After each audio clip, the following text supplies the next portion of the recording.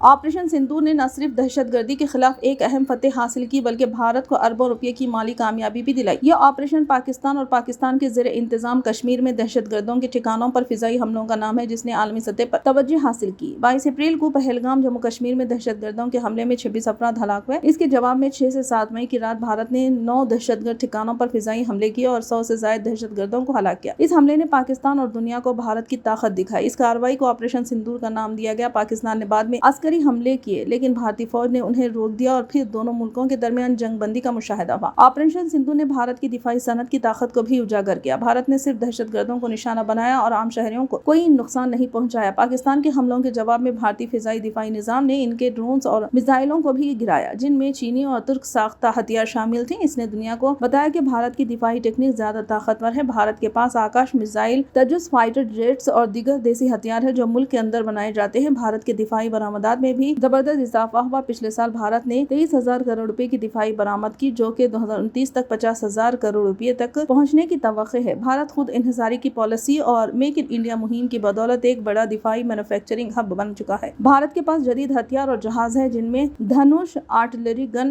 Arjun tank, Tejas jet اور advance light ہیلی copter شامل ہیں۔ حکومت نے مختلف منصوبوں کے ذریعے اس ترقی کی حمایت کی ہے۔ آپریشن سندور صرف ایک فوجی کامیابی نہیں بلکہ بھارت کی دفاعی صنعت کی خود مختاری کی تصدیق